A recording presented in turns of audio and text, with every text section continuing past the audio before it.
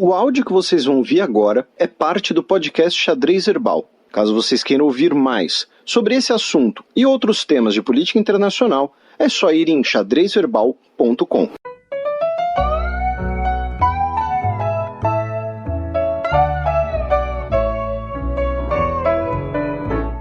Check. Y el cafillo donde estaba cuando caíste en desgracia, el que siempre acompañaba tus momentos de viudez. Diretor do Houston Rockets da NBA apoia protestos em Hong Kong e irrita chineses. E antes da gente passar para essa discussão, Felipe, cabe fazer 2 jabazinhos aqui. O primeiro, que a gente participou, né, da última parte da trilogia dos campeonatos mundiais de basquete ali das décadas de 50 e 60, no qual o Brasil sagrou-se bicampeão mundial, justamente, com o pessoal do Na Era do Garrafão, podcast sobre a história do basquete aqui da Central 3, com o Renan Ronte e o Vitor Camargo. E o Vitor está lançando um livro sobre a história da NBA chamado Era de Gigantes, a história do basquete profissional norte-americano no século XX. Tem tanto na versão física quanto no e-book, são 476 páginas, divididas em 15 capítulos, que contam a história do basquete nos Estados Unidos, desde a sua fundação, em 1946, até a aposentadoria do Michael Jordan, em 98, no auge da sua popularidade. O link para a encomenda estará disponível na postagem do Xadrez Verbal. E aproveitando o momento, né, a gente vai ler aqui uma thread depois, inclusive, mas já divulgando, do pessoal da Red Nation, tá? @RedNationBR, que é um site de fãs, de torcedores do Houston Rockets, seguidos pelo Everaldo Marques e pela Sabrina Araújo, do NBA das Minas, inclusive.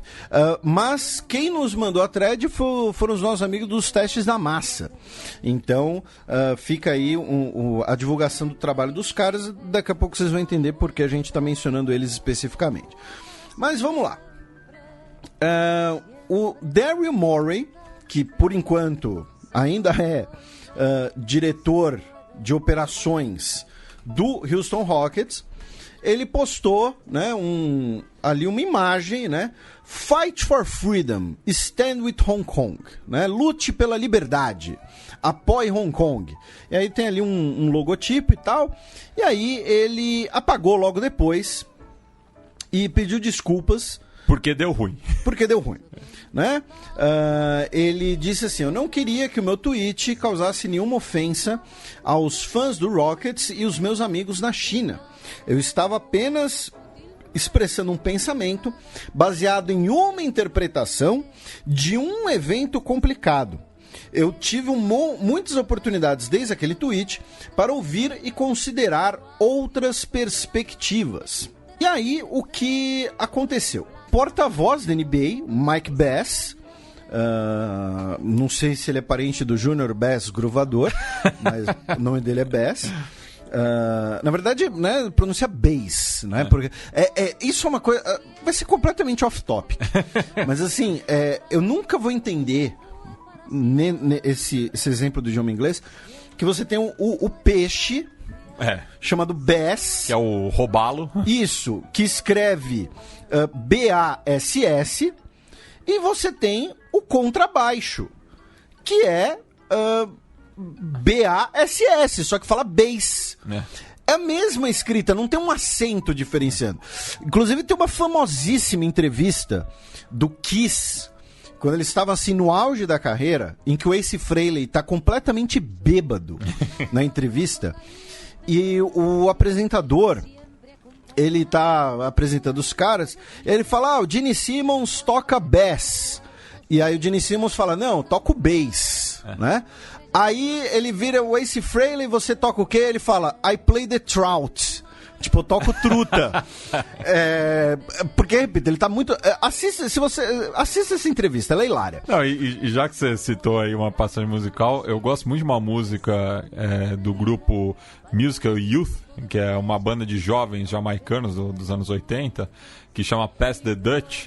Só que uma hora o vocalista fala "Listen to the bass", tipo naquele patois, né? "Listen to the bass", tipo, enfim, completamente aleatório também. Então vamos, né? Depois dessa divagação, vamos voltar aqui. Aí o Mike Bass, ou Bass, porta-voz da NBA, dizendo que era lamentável que as opiniões do Morey tivessem ofendido seus amigos e torcedores na China. E cabe um parênteses aqui, né, Felipe? Que o Houston Rockets é provavelmente a franquia mais popular na China por conta de um tal de Yao Ming. Isso, eu já ia chegar nesse aspecto, mas já que você antecipou, para quem não sabe, né, a China teve um grande jogador de basquete, grande em todos os sentidos, né, o Yao 2,29. O Yao Ming, que jogou uns 8, 10 anos na NBA, todos no Houston Rockets, e por isso o Houston Rockets tem a maior torcida da China. Ele foi 8 vezes escolhido para o Jogo das Estrelas, por conta do voto popular. Exatamente. Mas não ganhou nada. Né? Mas, enfim, foi um bom jogador, sofreu muito com lesões, ele tem um problema, né, um tipo de lesão que é muito comum em pivôs, em pessoas extremamente gigantes, que é fratura no pé. Né? Porque, assim, o pé dele é do tamanho do meu antebraço, né? Então, sofreu fraturas e tudo mais. Enfim, aí o porta-voz da NBA disse que ficou triste, ficou decepcionado, porém, né, as pessoas têm ali os seus direitos de expressar e tudo mais, e os valores da liga apoiam que os indivíduos se eduquem sobre questões importantes. Temos grande respeito pela história e pela cultura da China, né? E aí, o que aconteceu? Aí começa a treta. No site, na rede social chinesa Weibo, o comunicado da NBA foi totalmente diferente, dizendo que ficou decepcionada com um comentário inapropriado. Lembrando, a NBA é a liga da qual o Houston Rockets faz parte. Então, assim, começou aí... E o Weibo é tipo o Facebook chinês. Isso, começou aí. A NBA disse uma coisa nos Estados Unidos e disse outra coisa na China, achando que ninguém ia perceber que os comunicados eram diferentes, né? E aí, começou uma avalanche de empresas cortando as relações com a NBA ou com, pelo menos, o Houston Rockets. Tá? Aí eu vou pegar aqui a thread do pessoal da Red Nation, justamente, dizendo que, por exemplo, pediram um boicote contra o Houston Rockets. Nós tivemos o cancelamento de amistosos de times da NBA na China. O Houston... Que é uma grande fonte de renda, né? Tanto para as franquias quanto para a liga. O Houston Rockets foi banido de todas as plataformas de streaming da China, tá? Uma comunicação oficial do governo chinês disse que o Houston Rockets tocou no limite da China. A Tencent disse que não vai transmitir, que é uma empresa chinesa enorme, né? Disse que não vai transmitir nada relacionado ao Houston Rockets. A Liga de Basquete da China, a CBA, disse que cortou relações com o Houston Rockets. Sabe quem é o presidente da CBA? O Yao Ming, a ex-estrela do Houston Rockets. O Banco de Xangai, que patrocinava o Rockets na China, suspendeu todos os marketings e promoções do Houston Rockets. O consulado chinês em Houston emitiu uma nota oficial pedindo com urgência que corrijam um erro e tomem medidas concretas para eliminar o impacto adverso. Aí, nós também tivemos posteriormente isso agora estamos no dia 6 de outubro, tá? Nós tivemos 6 empresas cortando relações com o Houston Rockets, tá? A televisão central da China, uma rede lá de lanchonetes, enfim, um monte de gente cortando relações com o Houston Rockets. O detalhe é que Isso são todas as empresas chinesas que tinham contrato com o Houston Rockets. E a NBA é a liga estrangeira mais assistida na China. O contrato da NBA para transmissão em streaming na China foi de $500 bilhão, tá? $bilhão, tá? Aí, nós também tivemos anúncios de boicotes a camisetas, lojas dizendo que não iam mais vender camisetas do Houston Rockets e tudo mais, sendo que agora, né, recentemente, o Houston Rockets contratou o Russell Westbrook, né, que deveria ser ali, né, uma grande atração de venda de camisas e tudo mais. Aí mostraram até uma imagem de um ginásio na China, que era ali patrocinado, né, pelo Houston Rockets, os caras pintando por cima, né, dos logos do time. Então, assim, foi um impacto financeiro enorme, dizendo que só esse tweet já custou $25 milhões ao Houston Rockets, tá? Isso só imediatamente, tá? Fora, como a gente falou, todo o impacto de outras empresas que suspenderam atividades, romperam laços, pelo menos temporariamente, até uma prestação de contas.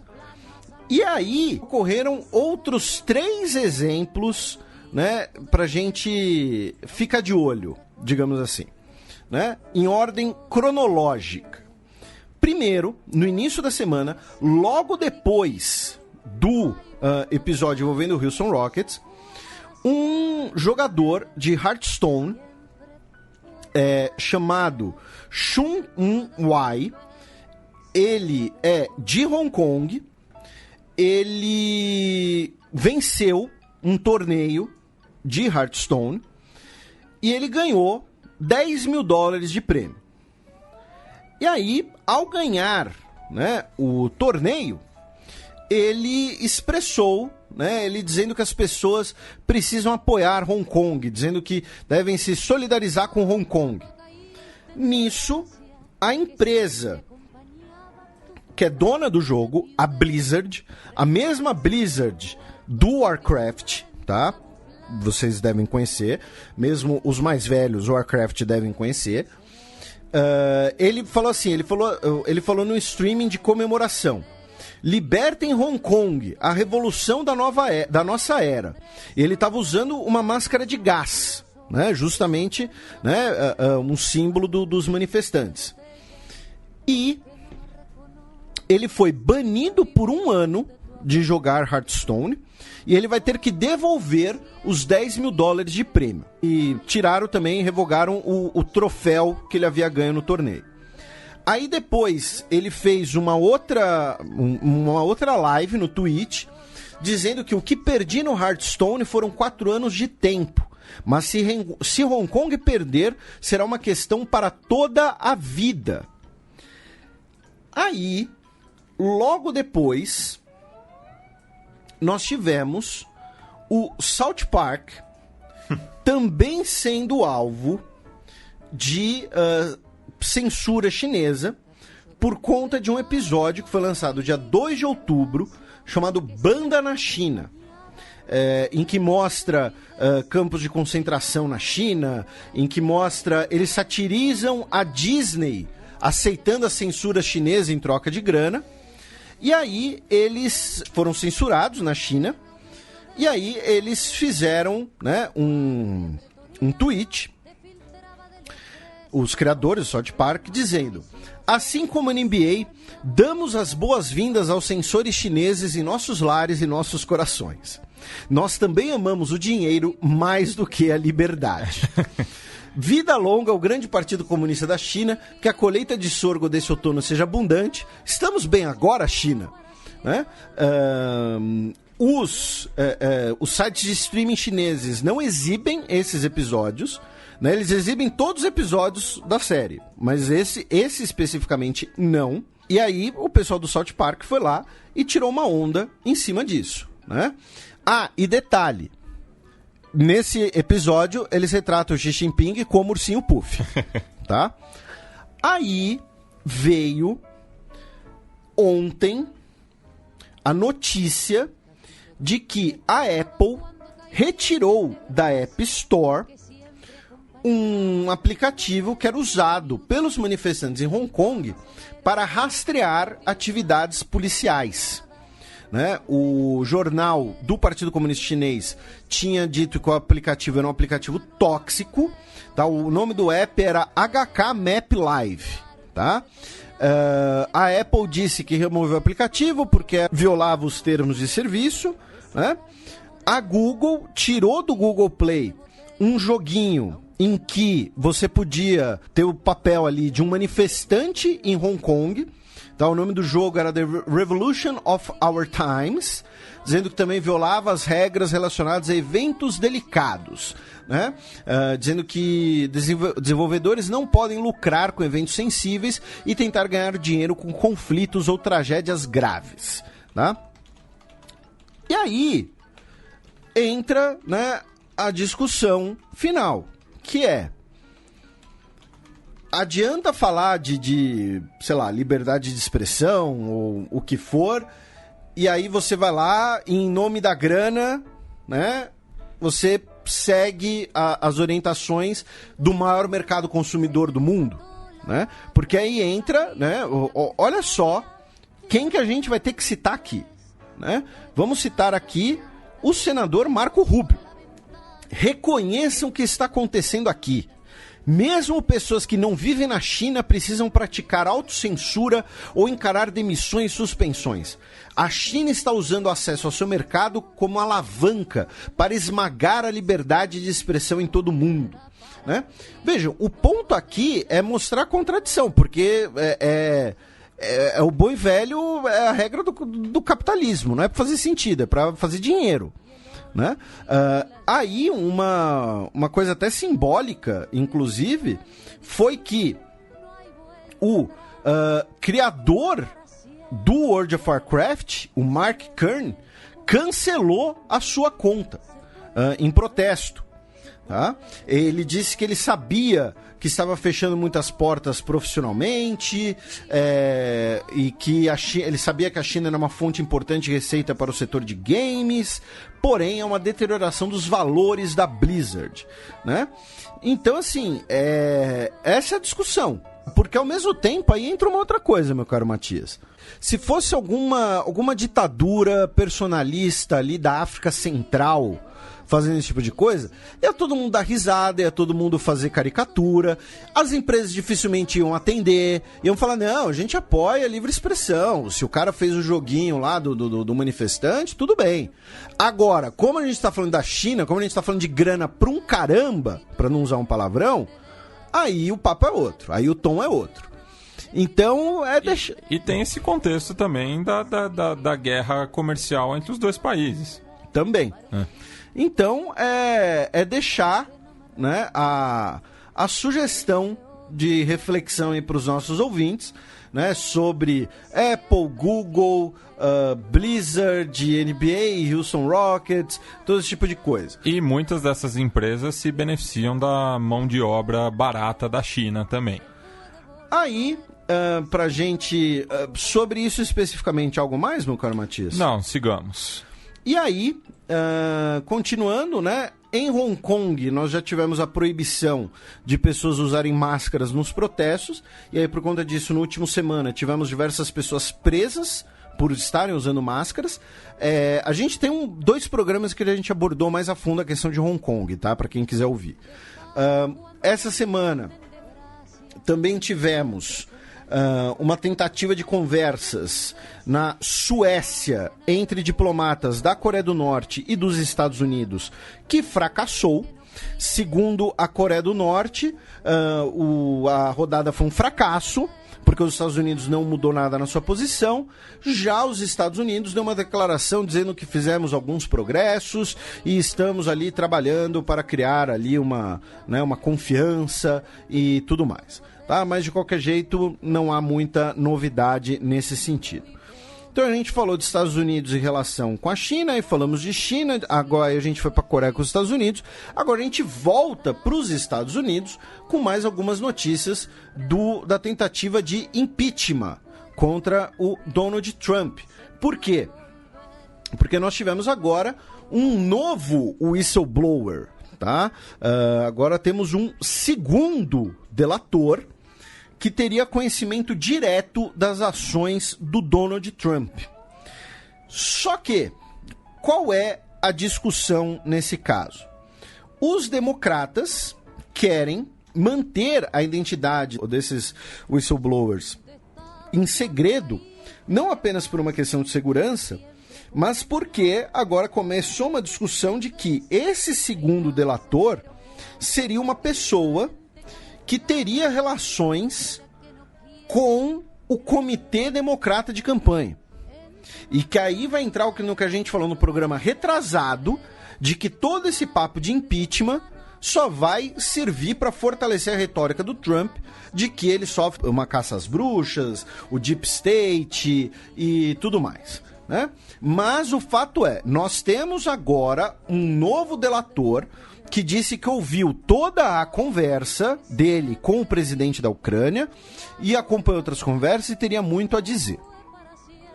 A segunda notícia nesse sentido é que a Casa Branca, o governo executivo, proibiu que integrantes do executivo prestem depoimentos na comissão da Câmara dos Deputados sobre o impeachment, tá? Dizendo que o executivo não vai colaborar e dizendo mais ainda que a Câmara dos Deputados está violando o direito do Donald Trump ao devido rito legal e, por isso, não entregará documentos solicitados nem autorizará funcionários a prestar depoimento, tá? Segundo o advogado da Casa Branca, para cumprir seus deveres com o povo americano, com a Constituição, com o Executivo e com todos os futuros ocupantes da presidência, o presidente Trump e sua gestão não podem participar de um inquérito partidário, tá? Ou seja, o Donald Trump está basicamente dizendo, olha, vocês querem tentar me impeachment? Tenta. Mas o Executivo não vai colaborar com a investigação, né, com a própria investigação. E aí teve lá os tweets do Donald Trump e tudo mais. Aí, nós tivemos a terceira notícia, que ocorre hoje, não tem como a gente repercutir direito ainda, que é a ex-embaixadora dos Estados Unidos na Ucrânia, a Marie Yovanovitch, desafiando essa proibição da Casa Branca, hoje prestou depoimento perante o Congresso, tá? E ela disse que o Donald Trump fez uma campanha elaborada para minar o trabalho dela e retirá-la de seu posto. O Departamento de Estado disse que ele está sendo atacado por dentro, né, ou seja, justamente essa ideia de que né, do Deep State, as pessoas por dentro querendo corroer o governo, trair o Donald Trump. Vou repetir, esse depoimento foi hoje, agora há pouco, tá? Não tem como a gente repercutir direito nesse programa. Aí nós temos a quarta notícia em relação a esse assunto do impeachment, que é... Aí a gente tem uma meia notícia, primeiro, que foi anteontem, dia 9, em que o Joe Biden, pela primeira vez, apoiou abertamente o impeachment do Donald Trump, dizendo que é necessário para preservar a nossa Constituição, nossa democracia e nossa integridade, né, e que ele traiu a nação, né, o Donald Trump. O Biden que, inclusive, né, soltou outra groselha aí esses dias, dizendo que 15 anos atrás a área da Baía de São Francisco se tratava apenas de saunas gays e sexo o tempo todo. Né? O detalhe é que, assim, esse 15 anos atrás pra ele, na verdade, ele deve estar pensando, sei lá, na década de 70, entendeu? Década do amor livre e tudo mais. O detalhe, meu caro Matias, é que ele estava respondendo a uma pergunta sobre como diminuir as taxas de contaminação de infecção pelo HIV. Nossa. E aí ele, né, então assim... Aí ele cavucou. Pois é, a cabeça do cara é uma, né... A gente já falou aqui que o Joe Biden, ele também não é nada, né? Enfim.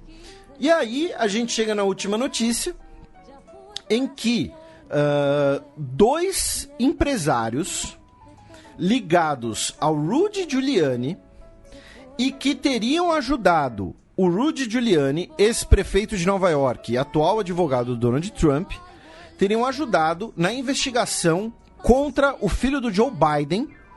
Eles foram presos em um esquema de direcionamento ilegal de dinheiro do comitê eleitoral do Trump.